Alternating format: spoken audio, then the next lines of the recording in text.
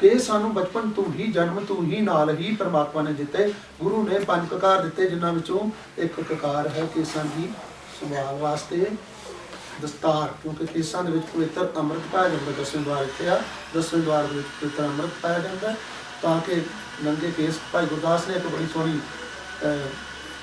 पौड़ी चारण की 12 खास रास्ते च है, कहते बाहरों ना घर का मुखिया खूह ते किते गया सी, उत्थे ठंडे पानी चों इशनान किया, ठंडे पानी सिर धो के ते नंगे सिर ही घर आ गया। अगे घर में नूहां सी, उन्होंने सोचा भी कोई मर गया साडे घर, उन्होंने रोना शुरू करता। पुछा नहीं उन्होंने उच्ची उच्ची रोना पिटना शुरू कर दिता। जब वो रोना पिटना शुरू करता तो वो एक पासे वो बह के रोन लग गया। सौहरे ने सोचा भी नूहां का कोई मर गया होना, वो भी एक पासे तप्पर उछा के बह गया, उन्हें भी उधर धना मारनियां शुरू करती। और रोई जाते हैं रोई जाते हैं। भाई गुरदास लिखा मैं पढ़ के सुना, मैंने जबानी याद नहीं, आज फिर तो मैं पढ़ के दसना की लिखा। उन्हें चिर लोग इकट्ठे हो गए, बुढ़िया बुढ़िया ना रोन लग गई, बंदे बोधे वाल रोन लग गए, रोई जाते उची उची रोई जाते हैं। फिर नैन आ गई, पिंडा च पहला नैन आती होंगी सी स्यापा कराने वास्ते, लाणियां करने वास्ते। उन्हें अगे बोलना, बाकी बुढ़िया ने पिछे बोलना, थानू भी पता यही कल्चर सीगा पिंडा दा। वो नैन पिंड दे विच बुढ़ी हुंदी सी, उन्हें आके स्यापा कराना, उन्हें अगे अगे बोलना, दूजियां बुढ़िया ने पिछे गीत गाने, मरे दे उची उची रोना उन्हें। वो आके स्यापा करन लगी तो कहंदी मैनूं दसो ना किहदा लवां, कौन मरिया। तो घर वालियां जिहड़ियां नूहां सी वो कहंदियां सौहरे नूं पुछ लो। ते सौहरे नूं पुछया, वो कहंदा मैनूं तो पता नहीं, ये नूहां रोंदियां सी, मैं भी रोना शुरू करता। ते विचों गल की निकली भी नंगे सिर खूह तों नहा के नंगे सिर आ गए। केस रखा, केस की रखनी कितनी जरूरी। भाई गुरदास को पढ़ा के ताई समझ लगेगी ना भी नंगे सिर नहीं रहना। तो मैं सारा तुहानूं पढ़ के सुना दें, मैं कढ़िया सीगा तुहाडे वास्ते। बुढ़ा हो गया ना, कई चीज़ां भुलदियां जांदियां। वाहिगुरू वाहिगुरू वाहिगुरू वाहिगुरू वाहिगुरू। ठंडे खूह नहाए के पग अनुसार आया सिर नंगे। ठंडे पानी नाल नहा के खूह ते पग उत्थे छड्ड आया, नंगे सिर घर नूं आ गया। घर विच रन्ना कमलियां तुसी लीड़ी दे कुटंगे, रोन लग गई कमलियां। पुछया नहीं गिछया नहीं, देखा नंगे सिर आ गया, कोई मर गया, बह के रोना शुरू करता। रन्ना देख पटादियां ढाहां मारिया वेल संगा, उन्होंने पिटदियां वेख के उन्हें भी धाहां मारनियां शुरू करती, उन्हें भी रोना शुरू करता। नैन स्यापे आईया, रन्ना पुरछ जुड़े लै पंगे। वो नैन स्यापे लिए आई तो पुछदी ये भी की करा, कीदा स्यापा करना है। नैन पुछदी पिटदियां किसदा नां अलाणी अंग है, किसदे नां ते लाणी पावां, किहदे नां ते रोना है, किनूं किहदा नां लैके रोवां। नूहां कहंदियां सौहरे पुछो जाए के कौन मुआ नूं उत्तर मंगे। सौहरे नूं जाके पुछो कौन मरिया, सानूं तां पता नहीं, वो नंगे सिर आ गया सी। कावां रौला मूर्ख संग है, उत्थे कावां रौला पिया मूर्खां च। तो इस घटना तो आपां की सबक लैणा कि नंगे सिर नहीं रहना। सिख नूं हुक्म नहीं है नंगे सिर रहना, केवल उन्ने चिर ही आ।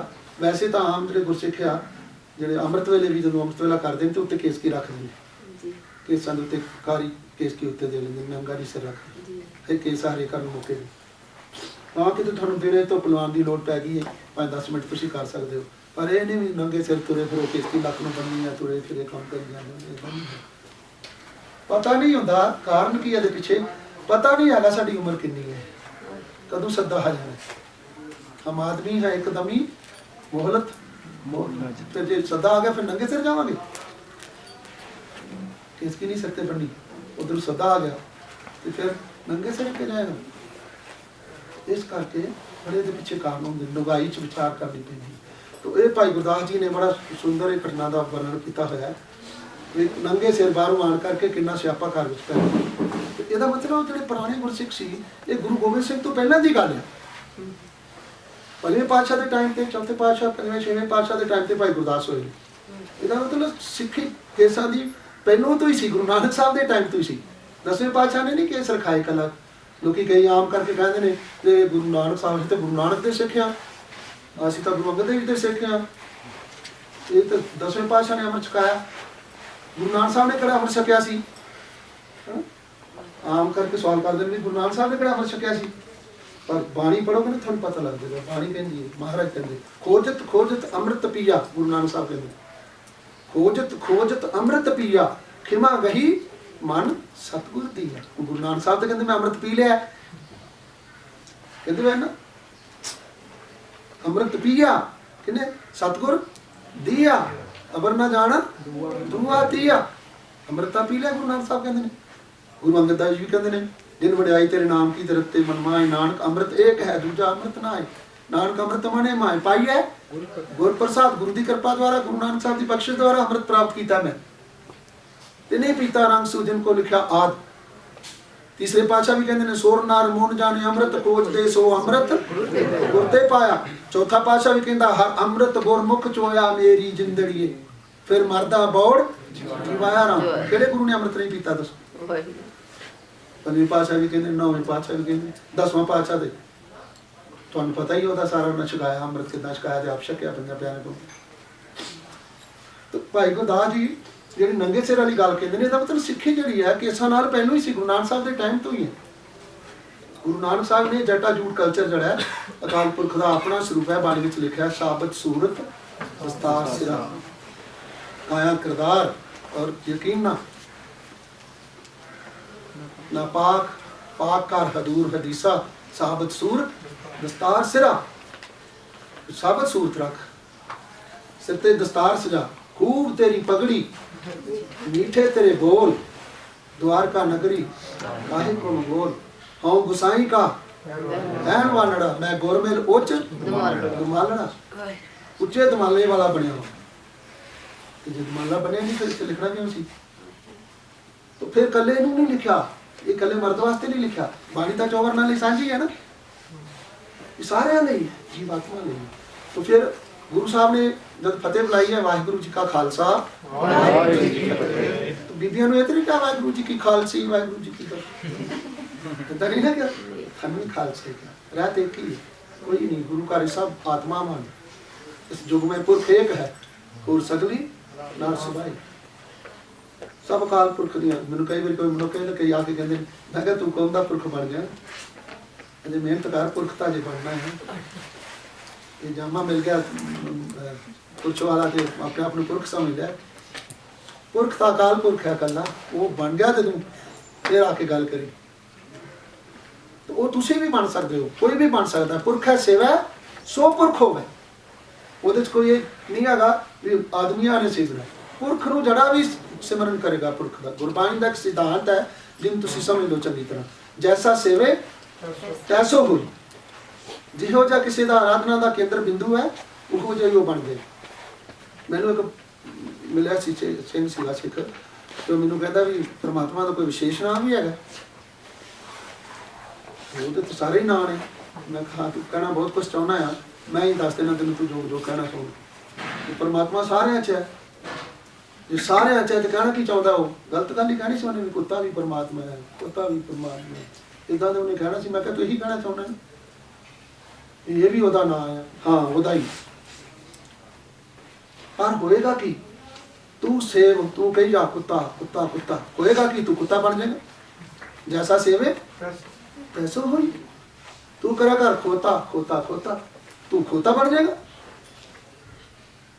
तू कहना वाहगुरु वाहगुरु वाहगुरु वाहगुरु वाहगुरु वाहगुरु वाहगुरु शब्द स्वरूप हो जाएगा, वो तो लीन हो जाएगा, होंद मिट जाएगी, परमात्मा च लीन हो जाएगा।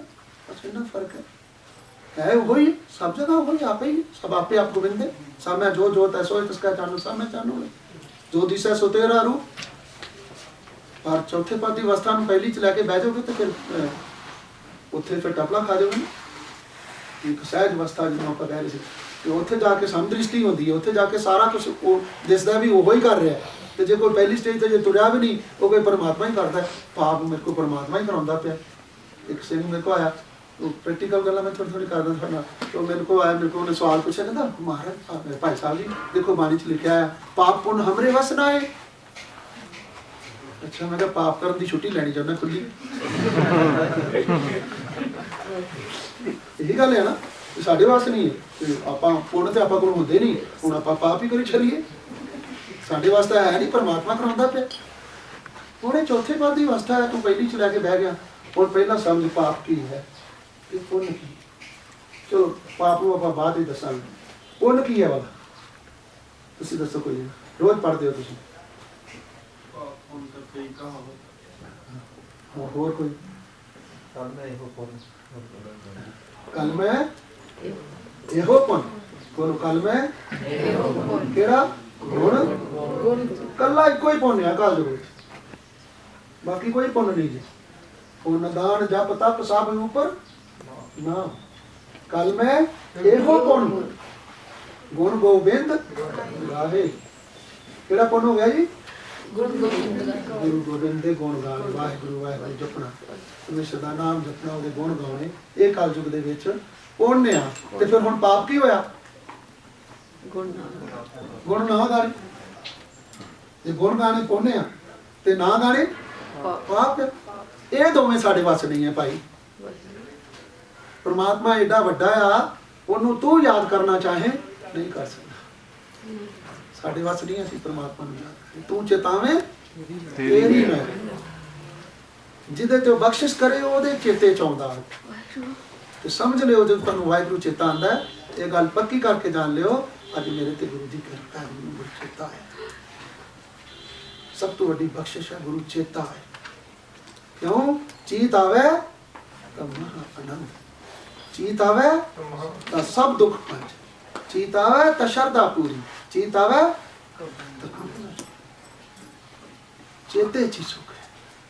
ਉਹਨੂੰ ਚੇਤਾ ਕਰਨੇ ਚ ਸੁਖ ਹੈ, ਉਹਨੂੰ ਵਿਸਰ ਜਾਣ ਵਿੱਚ ਹੀ ਗੁਰੂ ਨਾਨਕ ਸਾਹਿਬ ਨੇ ਮੌਤ। ਜੇ ਮੈਂ ਆਖਦਾ ਵਾਂ ਤਾਂ ਮੈਂ ਕਿ ਭਾਈ ਇਹ ਦੋਨੋਂ ਚੀਜ਼ਾਂ ਸਾਡੇ ਵੱਸ ਨਹੀਂ। ਜੇ ਅਸੀਂ ਉਹਨੂੰ ਭੁਲਾਣਾ ਚਾਹੀਏ, ਪਰਮਾਤਮਾ ਸਾਨੂੰ ਚੇਤਾ ਕਰਨਾ ਸਾਡੇ ਚੇਤੇ ਚ ਆਵੇ, ਅਸੀਂ ਭੁਲਾਣਾ ਚਾਹੀਏ ਤਾਂ ਭੁਲਾ ਸਕਦੇ ਉਹਨੂੰ। ਉਹ ਚੇਤਾ ਆਣਾ ਚਾਹੇ ਤੇ ਅਸੀਂ ਭੁਲਾ ਦਈਏ, ਕਦੀ ਹੋ ਨਹੀਂ ਸਕਦਾ। ਪਰਮਾਤਮਾ ਸਾਨੂੰ ਚੇਤਾ ਆਵੇ ਤੇ ਅਸੀਂ ਕਿ ਅਸੀਂ ਨਹੀਂ ਤੈਨੂੰ ਚੇਤਾ ਕਰਨਾ, ਇਹ ਨਹੀਂ ਸਾਡੇ ਵੱਸ। ਬਾਕੀ ਪਾਪ